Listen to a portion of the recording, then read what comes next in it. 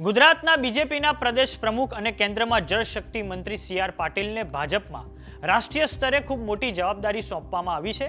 આવનારી 2025ની બિહાર વિધાનસભાની ચૂંટણીઓને ધ્યાનમાં લઈને ધર્મેન્દ્ર પ્રધાનને બિહારના પ્રભારી અને હવે સી.આર. પાટીલને સહપ્રભારીની જવાબદારી બીજેપી આલાકમાન દ્વારા સોંપવામાં આવી છે. આમ હવે ગુજરાતમાં ભાજપના પ્રદેશ પ્રમુખ સી.આર. પાટીલને રાષ્ટ્રીય સ્તરે આ મહત્વની જવાબદારી સોંપવામાં આવી છે. તો આવો જાણીએ સમાચાર વિસ્તારથી. નમસ્કાર, જમાવટ સાથે હું છું પાર્થ.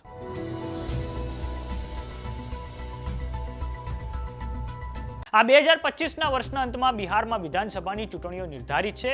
ત્યારે બીજેપીના દિલ્હી હાઈકમાન્ડે હવે બિહાર માટે મહત્વની નિમણૂકો કરી છે, જે અંતર્ગત કેન્દ્રમાં શિક્ષા મંત્રી ધર્મેન્દ્ર પ્રધાનને બિહારમાં પ્રભારી અને આ પછી કેન્દ્રમાં જળશક્તિ મંત્રી સી.આર. પાટીલને સહપ્રભારી સાથે જ ઉત્તર પ્રદેશમાં ઉપમુખ્યમંત્રી કેશવ પ્રસાદ મૌર્યને સહપ્રભારીની જવાબદારી સોંપવામાં આવી છે.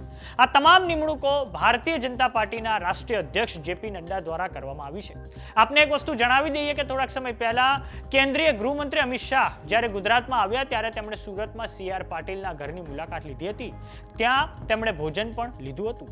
વાત કરીએ સી.આર. પાટીલની, તો તેમને હવે ગુજરાતમાં પ્રદેશ પ્રમુખના પદે 5 વર્ષ કરતા વધારેનો સમય પૂરો થઈ ચૂક્યો છે.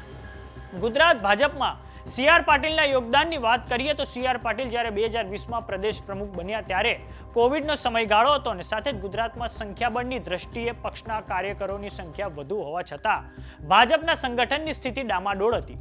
શરૂઆતમાં તેમને પક્ષમાં ખૂબ ઓછા લોકો ઓળખતા હતા, પરંતુ હવે સી.આર. પાટીલે સંગઠનમાં ધાક બેસાડી છે. જેવા તેઓ પ્રદેશ પ્રમુખ બન્યા કે તેઓ સૌરાષ્ટ્ર અને ઉત્તર ગુજરાત ફરી વળ્યા અને આમ સમગ્ર ગુજરાત બીજેપી સંગઠનમાં એક જબરજસ્ત સ્વીકૃતિ ઊભી કરી. સી.આર. પાટીલ જ્યારે પ્રદેશ પ્રમુખ બન્યા ત્યારે મુખ્યમંત્રી વિજય રૂપાણી હતા અને તે પહેલા થયેલી 2017ની વિધાનસભાની ચૂંટણીઓમાં બીજેપી 99 સીટો પર સમેટાઈ ગઈ હતી, જ્યારે કોંગ્રેસને 77 સીટો મળી હતી. અને આ પછી 2021ની કોર્પોરેશન અને નગરપાલિકાની ચૂંટણીઓમાં બીજેપીને સી.આર. પાટીલે પછી સફળતા અપાવી, પરંતુ તે પછી બીજેપી ગુજરાતમાં મુખ્યમંત્રી પદે ભૂપેન્દ્ર પટેલને બેસાડે છે અને આ પછી 2022માં જે વિધાનસભાની ચૂંટણીઓ થઈ તેમાં ભારતીય જનતા પાર્ટીએ અભૂતપૂર્વ 156 સીટો હાંસલ કરી. કોંગ્રેસ 17 સીટો પર સમેટાઈ ગઈ, જ્યારે આમ આદમી પાર્ટીને 5 સીટો મળી હતી. આટલું જ નહીં, સી.આર. પાટીલે કડક નિર્ણય લઈને પાલિકા અને પંચાયતની ચૂંટણીમાં 3 ટર્મથી વધુ પદ ભોગવનારા, વયોવૃદ્ધ બનેલા અને નેતાના પરિવારમાંથી આવતા લોકોને ટિકિટ નહીં આપવાનું કડક વલણ અપનાવ્યું હતું. સાથે જ નવા ચહેરાઓને તેમણે સંગઠનમાં સ્થાન આપ્યું છે. આમ હવે ગુજરાતમાં સ્થિતિ એવી છે કે સી.આર. પાટીલ જે જ્યારથી પ્રદેશ પ્રમુખ બન્યા અને બીજેપીએ જે જ્વલંત સફળતા હાંસલ કરી છે, તો તેમના જેવો ચહેરો ગુજરાતમાં પ્રદેશ પ્રમુખ પદ માટે શોધવો હવે બીજેપી માટે પણ મુશ્કેલ ભર્યું કામ છે. તો હવે કેન્દ્રમાં જળશક્તિ મંત્રી સી.આર. પાટીલને હવે બિહારમાં સહપ્રભારીની જવાબદારી સોંપવામાં આવી છે.